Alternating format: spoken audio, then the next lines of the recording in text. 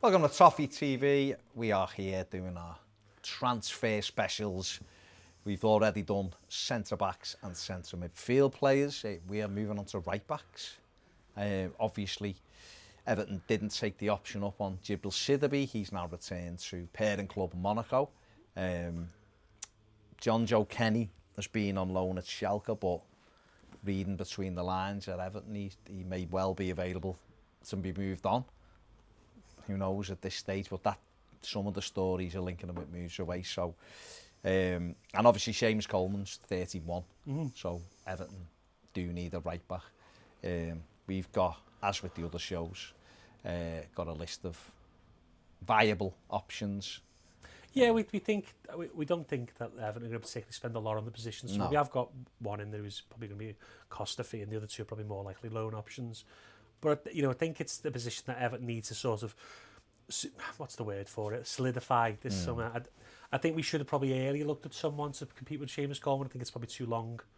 A bit like Leighton Baines, we probably waited too long to find that person who could either compete with him or beat him out. And I think now's the time to sort of maybe get a loan, because obviously we've got other concerns in other positions.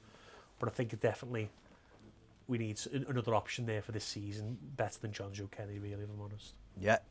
Well, we've done our profile like we've done for the others, so we're looking at someone who's athletic, good engine. Yeah, so we can get up and down. As we discussed before, Coleman really can't fill up the ground, can he, anymore? Yeah. You need someone who can get forward and then get back. Good 1v1 defender, good positional discipline. Yeah. This is key. Sidibe, Yeah, exactly. Good range of passing. Yeah. And someone who's defensively solid, which is obviously very, very important. Yeah. It's just, I think the key is, I think at times this season when Carlo's come from, we've used an orthodox right back where to get up and down, but we've also gone to in possession of 3-4-3 at times, with Dean moving up. So I think it's got to be flexible. Obviously, when we look at the options, we have got different types in there, but I think they're the key ones. That positional discipline, obviously, we've seen with Sidibe this season, when he stepped up too early, big gaps in behind teams have hurt us there. And I think especially when you've got, though hopefully the midfield will be fixed this season, but when it hasn't been, you're exposing the full-backs a lot when they get forward. So it's key, especially positional discipline. Good range of passing. I thought Sidibe in the first half of the season showed us something different in terms of his range of passing that we didn't have with Coleman. So having someone who's got that ability to break a team down with his passing is key also. And that 1v1 defender, I think the way football's going, you're going to need a lot of players, in the derby, obviously the face Sadio Mane, Raheem Sterling when we play Man City, good players who attack well 1v1. I think you need to be a really above average 1v1 defender now. Obviously, in the way Everton are going to play, I think the right back's going to be more of a defender than someone who gets forward, but they still have to be capable, which is why I want the good engine. And that range of passing obviously goes both ways, to start attacks or cross the ball, pass the ball into the box as well. So let's have a look at our first, the first person we've chosen. One of my favourites. He's impressed me this season, really has. Max Aarons of Norwich City. Defensive duels win, 58%. Yeah, it's not too bad. That's fine. He is, let's be honest here, he hasn't had much protection all season. He is only young. He's a work in progress on that front. I don't think he's been particularly bad. There's been players who've been worse defensively at right back this season. It's not too bad for his age, really. Possession adjust interceptions per 90. Yeah. So that's not too bad. Still slightly below the others will show. Again, being on the worst team, he's going to, Norwich did have a lot of possession, but he's still going to suffer, because the more, obviously with it being possession adjusted, it levels the field out. And those teams like your Liverpool's, your Man City's, their players will go ahead of him because they had more interceptions, but less of the ball in the game, more of the ball in the game. So that's still not too bad. Again, this is the issue of Max Aarons, I think. We'll just talk about his defensive, because the rest of them are going forward. He is a bit raw defensively, positional wise. That's where it's good that we've got Carlo Ancelotti if we did sign him, because that's something we can try and fix. But the way we play, he is more going to be like Dean on the other side, wanting to get forward, penetrate the area, which he can do, which does fit the profile. It's just that he couldn't play right back. You'd have to bring Coleman in if we were going to do the 3-4-3, or if you wanted him, I guess against your top teams, you'd probably play Coleman. Don't be wrong, he's got a lot of talent. Bayern Munich have looked at him and other clubs. I think he is a good player. I just think maybe that now's not the right time for him at Everton, I would say, just in terms of what we're trying to do. I think we need to be a bit more solid down that side, especially if we bring in a right winger who's going to be getting forward much more than we've got this season. So He is a good player, though. You look at, his progressive passes aren't great, but Norwich did have a great season, to be honest with you. With those progressive runs, we need that. They're like runs in your own half of 10 or more yards, in the opposition half, 10 or more yards, in the final third, 5 or more yards. And he does that consistently throughout in games, pushing the ball forward, starting attacks, which is what we need. Stevie didn't do it too badly, but Coleman's lost that ability. You find that he pushes it so far and loses that confidence, checks back and pushes the ball. We want people who drive forward and put us on the front foot. Well, I mean, fullbacks are modern-day wingers, aren't they? Exactly, the people who have more of the ball than a lot of other players in the game. And if you can't drive forward, obviously we had the best times we had Baines and Coleman flying forward, and it caused a lot of teams issues. And it was other positions that let us down rather than those two. Coleman, 31, you're not expecting him to do doggies for 90 minutes anymore. You can't. No. He's defensively, he's got better. Yes, but obviously we've lost the attacking thing, and in games certainly where they're having a lot of the ball, you've got to be able to penetrate that final third. And this is something that when Norwich come down to Goodison and beat us 2-0, he was excellent. Hooks the touchline, plays high up the pitch, got up and down. He provides width for us, which he allows then your wingers to come inside. Then obviously the way we play on the other side, the left side, he wants them to come in as more of another centre midfielder, an attacking midfield, number 10 star player. And on the right, I think we want the right wingers to join as a third striker essentially in possession. So then it leaves a lot of space for someone like an Adams to run into and penetrate the basically the final third, dangerous areas in the. He's only 20, isn't he? He is. He's got a lot of potential. So, I don't be wrong. If Everton signed him, I'd be very happy. It's just that, talent and all. I always say fit's important. With Max Aarons, he is away. It depends really. I think it's either you gamble on his talent, which you should do in a sense, but it depends whether it's the right fit for the way we want to play, and that's where it's a 50-50 thing, because we do want someone who's defensively solid. He will have his teething problems. He's still only young. It's just whether you gamble on that long-term potential. He could be a really good player.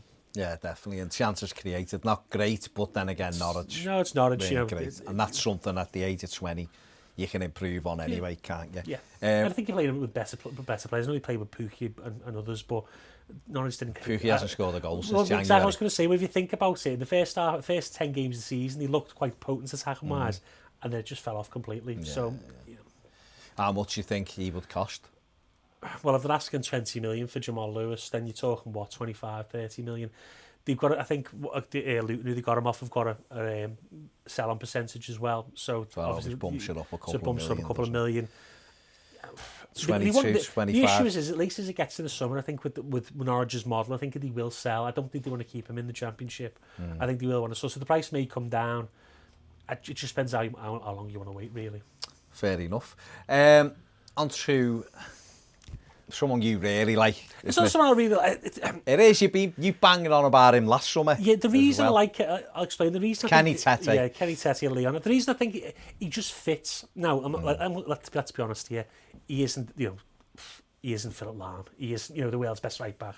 But what we need for maybe a season on loan, I wouldn't say buy him permanently unless he does really well. I'd say what we need on a loan for a season, he would give us now. People go, well, Leon fans hate him. Not in that voice particularly, but they might say that. But the reason Leon fans don't like him is, don't be wrong, he has made 1 or 2 errors. Who doesn't as a defender? But he doesn't speak French after 3 years, and they think he doesn't like living there. And blah, blah, blah. Okay. They've also got Leo Dubois, who's a really, really good right back who plays in front of him, and they sillily give Rafael da Silva a new long-term contract. So he's the odd man out, really. And he's made a Raiola client who knows obviously Marcel Brands very well, and he's Dutch just solid as well. Yeah, Dutch, solid all right. Solid as they come. Really good 1v1 defender, 6 foot strong. He does. Look at the stats here: 62%. You can see more where the area numbers want to be. 6 interceptions per game, 10 progressive passes per game, which is it's key really. Yeah. You want someone who can pass through the lines. I watched him against PSG the other day. Really good passing, plays through the lines, creates chances, good crosser of the ball as well. Progressive runs again, even though he's not as attacking, I would say, as Aaron's, not too far behind. No. He's really good athlete, can fill that, get up and down really well. And chances created 0.9, which is much more than Aaron's. And people go, he's not that good in the final third. He's good. I would say he's not as flashy as Sidibe in the final third. He's much better defender, but he's someone who's got a real good cross on him, overlaps well, presses well in the final third when they lose the ball. I think as if you want a 7 to 8 out of 10 every week, he could be that. But I mean, we're not going to solve. Well, we're not signing a world-class right-back, No, but we're not going to solve all our issues. No, that's why, yeah. It takes time to get, to build up. Seamus Coleman, is he a world-class right-back? No, not anymore. No. He's been brilliant, don't get me wrong. Yeah. He's still a good defender. John Joe Kenny, defensively. No, he's still a little bit. He looks more like a wing-back to me. Yeah, it suits him better for Schalke. So we're looking to get better than what we've got. And this lad's a good athlete. Yeah. He's a good size. And it's sometimes your best signings aren't the flashy ones. They're the ones who gel things together for you. I think people always remember the best players in teams, but they can't do their jobs without others do water carriers. I always use example of Pogba when he played for Juventus. Marchisio and Matuidi did all the work for him, allowed him to express himself. And sometimes you need that. You need someone behind it. If we're going to sign, if we sign a youngish right winger, they may be good, they may be a decent defender, but still playing 4-4-2 is very different than playing 4-3-3. So it might take them time to adapt because there's not many wingers we're going to sign who've already played 4-4-2. So it's important that we have someone solid behind them, but also someone who can get forward. Now, don't be wrong, we could sign Aarons, but then you've got those questions defensively, so that's going to have some teething problems. You could sign, a more defensive right back, but then Coleman already provides that really, that change pace. So I think you should go for someone all round. We know he's going to be available on loan, and he can do that role. As I say, people. Again, he's a good age. Good age, 24, yeah. And again, the loan market, get him in. Yeah. Have a look at him. Yeah. If he settles in and fills the position and there's no issues, you sign him. It could be just a bridge. Like people go, why do we get Sidibe when we get a proper right back in? Because we need what we were doing is sometimes you need to have a look at people like Kenny, John Joe Kennedy. Wanted to see how he did on loan. It's called that. What I call him is bridging loans. You bridge in a year. So with Kenny Tete, the right back isn't a position of immediate need this summer. It's a position we need to upgrade. Don't be wrong, but it's not centre midfield, right wing. Maybe those areas are most important. It's probably the third position that we need to fill the most. Then you go, all right, well, can I find a solid player who's going to bridge the gap for you? He might be good, so we might sign him. But then when we've got more money next summer, maybe we can actually, look at that position properly. And I don't see any problem with that. As you say, you're not always going to sign world beaters every summer for every position. You're not going to fill everything. So he's a good player. Yeah. There's no question about it. And he could come in and be brilliant for us. And then everyone's like, well, if he comes in and had a great season and you sign him, you've got a 25-year-old. I'm not going to compare him to Gareth Barry. But, at the end of the day, Gareth Barry, people are like, oh, Gareth Barry's there, he's much older. But he come in and did a job and he was good. You need people to do that. And Gareth Barry turned out to be a great signing. But you just need people to come in and do a job sometimes and offer something a bit different than what you got. I think with Stevie, he wasn't a bad player, a little bit flawed. Kenny Tette's a little bit less flawed for me, which is why I like him a bit more. Maybe not as not as devastating in the final third as Stevie when he's in his best could be, but still good in the final third. So I think he's probably one of the best options ever. Are Everton interested? I don't know. I can only surmise. Well, at the end of the day, it's like you said, when money's going to be an option this summer, and you're having to prioritise where you're spending that money, then a loan could be the way to go. Yeah. See what happens with it, but his numbers are very good. And then thirdly is a player who has been mentioned with Everton quite regularly over the last 2, 3, 4 weeks, who is Diogo Dalot, or Dalot, however you say his name, at Manchester United. Only 20, good size, 6 foot, big again, lad, good physical attributes. Yeah, before we get with the stats, I'll just quantify. He's only played 4 games in the Premier League this season. So what I did is I pulled it from the Europa League as well, and the Cups as well, just so we could put a profile together. Otherwise, I couldn't do it. Let's basically. He's only played 20 times for Manchester United. But overall, you get a tiny snippet of a picture of how he is. Now, I would say with the defensive duels, that is lower than Max Aarons and Kenny Tete. That's not a true reflection of how good or bad he is defensive. I think because you're picking parts of games. Some games he came on as a sub. So that one I would move away. Same with interceptions defensive. I think you need a larger sample size. But when I've watched him, he's a capable defender, very physical, good size, good athlete, gets up and down again, exactly what we need. And I think what the issue with Dalot has been is that Dalot Mourinho just give up on him again, which is one he tends to do. Then Mourinho left. And then Ollie's coming. I don't think obviously they bought Wan-Bissaka, and that's his signing. So you end up falling out the picture, but there's no doubt about it. When he was a Porto as a kid, he was very good. He's really, really promising young. I remember when Mourinho bought him.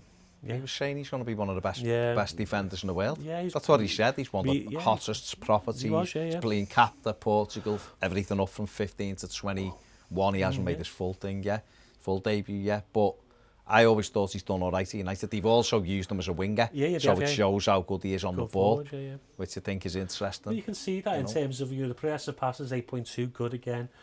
Progressive runs even better than the other two, right? So I guess that's a little high because of the small amount of minutes he's played. But even if it was just under 2, still very good. Chances created more around what Kenny Tete is doing, not a large minute sample. So yeah, I think again as a loan option, this is maybe a different type of loan than Kenny Tete in the sense that you take him and go, we'll have a look at him for a year, and maybe if he shows us the talent that we think he's got, we'll sign him. And Manchester United aren't like Liverpool where they overcharge people when they sell players. You probably get them for a decent fee. You know, we've bought players off Man United in the past. I mean, they're talking at the moment £10 million for him. That's so, right. I mean, again, just you take the loan with the option to buy them. Doing the amortisation, it's £2.5 million a year. And he's got talent, and he's shown he's capable. Don't get me wrong.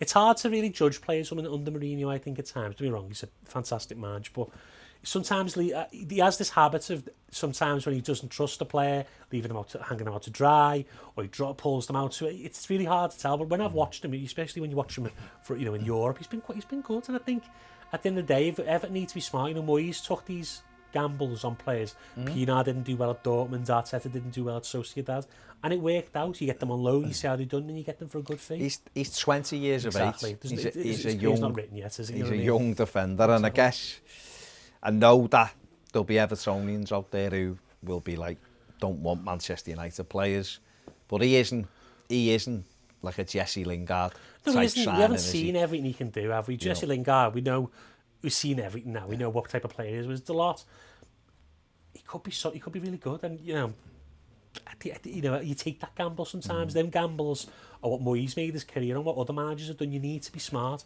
Look at Southampton with Ings. He's been old, a different type of player, but took a chance, scored 20 goals this season. That's the difference. You need to make those educated gambles alone with an option to buy. If it doesn't work out, so be it. And he's played in the Premier League. He's played in the FA Cup. Yeah. He doesn't live that far away. Wouldn't have to move. So if you're looking for disruption, minimum disruption, and someone who knows the league and all that, then obviously someone like Diogo Dalot. He's not someone who's gone into Manchester United and has just proven, and basically he's proven that he's not at the level. I don't think that's the case. No. I just think that he's fell down the pecking order because they signed Wan-Bissaka. Mourinho had his issues at Man United. I don't think that it particularly says much about him as a player.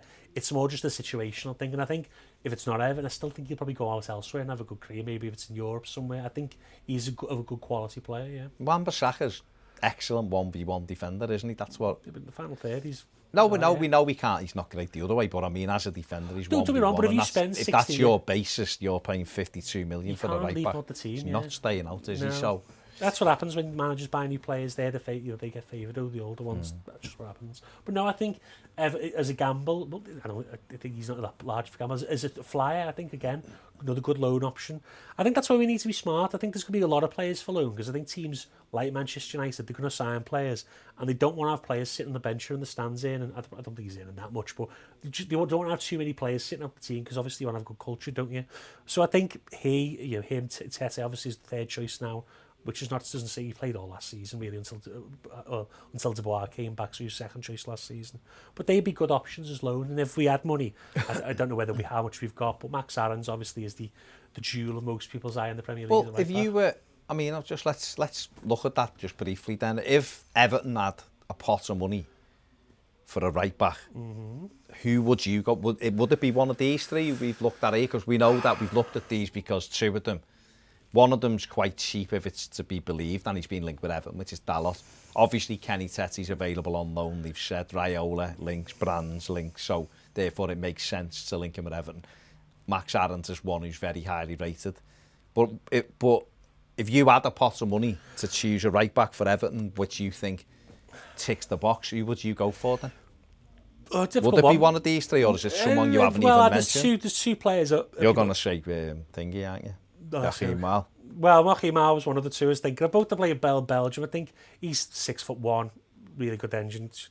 I think he's got a lot of progressive runs. He's averaged about 3.5 this season. He's not had a good season as he did last season, but he would, I think could be someone. I think he can play in the Premier League again. No, Belgium. It's a risk. It's a gamble. You take it. There's another lad who plays for Ghent in Belgium called Alessio Castro Montes. I showed you him before. Yeah. Really gets up and down. Really clever. Spanish Belgian winger. Another good player. I think they're good players. Spain. It's difficult with again. I'm trying to think off the top of my head. I think they're probably the only two I think of. There's probably more. The issue with fullback, and I will say this worldwide, as someone who watches football all the time, very shallow positions, very hard. So there's a big massive. So there's the top end of the market, of course, great. You can sign really great right backs, but you need 40 or 50 million pound. Then there's this big gap, and then there's a lot of like young. Hakimi would have been. Well, Hakimi would have been fantastic, but you've got this other. There's Kane's favourite, Kevin Mbambu, used to play for Newcastle, who's gone to Wolfsburg and done great. He'd be another one you'd look at, 25 million or so. His backup, the lad who he beat out, William, the Brazilian right back, he's not bad in Germany. So there's players around you could probably get for decent fees. It's just, I think that this moment in time, I think Everton maybe look at them next summer, possibly. I like Paul Larola, the Spanish lad, who plays for Fiorentina. He was at Sassuolo. There's a lot of good young right-backs around. It's just that the gambles. And I think with Everton in the situation now, I think we'll look at a loan this season. And next season, I think that'll be, I'm trying to think, maybe it depends how Iwobi and Gordon get on this season, but left wing will obviously be another position we look at next season. We'll see how Keane gets on, maybe centre forward, and then we'll play from there. See what happens with Richarlison and Dean as well. But yeah, I think right back next summer is more of a priority than it will be this summer. Let's get someone in solid who can improve us. And I think Tete and Dalot potentially could do that. Last one before we finish. Reece James hasn't been great this season, but he's another good. I love Reece James. Good. No, that's what I was going to say. He's a good player, good, great size, great athlete. Great pass to the ball, very intelligent player. I think in the Premier League, playing right back in the Premier League is a step up from the Championship. I think he dominated at times in the Championship, and then he's just got to get used to it. I wouldn't, I think it's going forward. He's been fine. It's just defensively a little bit a couple of lapses. I think he'd be great. I think if Chelsea want to sell him, I'd bite the hand off though. Realistically. Sorry, one more because Maitland-Niles. He's not someone I think he's a super athlete, good footballer, and I think again he could be comfortably enough on the ball to play right back though. I think so. The issue with Maitland-Niles is he probably is a right back. He doesn't know he's a right back, which is an issue because he wants to play in centre midfield. The problem with Maitland-Niles I see is I don't see him as a 5-year starter at right back for Everton. I think you'll eventually find out. I think he's a good player, but I think eventually you'll be able to get better than him. I don't think we should be signing squad players. I think loans are fine if you want players who are not maybe long-termers, but we shouldn't, like people talk, I said in the car, Malang Sarr, he wouldn't come in and start at centre-back forever. He just wouldn't. He's a good player, but we just don't need to sign more squad players. We need better than what we have. There you go. Fair enough. There you go. Let us know what you think in the comments section. But was there anyone that we haven't included? I'm sure there will be. Who would you have, who we haven't included here, who you'd like to see Everton go for? Out of the three, who would be your choice? Would it be Dalot, because he's played in the Premier League, or Max Aarons? Or would you try Kenny Tete on loan for the season? Is right back a big, like a major issue for you? I know that Ped really thinks it's massively important. I'm a little bit, I think the midfield's more important personally, but I think if we got a dynamic right winger, then I think the right back Coleman can defend, and I think if you got another one like Tete, could do that job. So let us know what you think in the comments section below. Big thanks to Andy as always. Give the video a thumbs up, subscribe if you haven't, and if you want more videos, join us over on Patreon. See you later.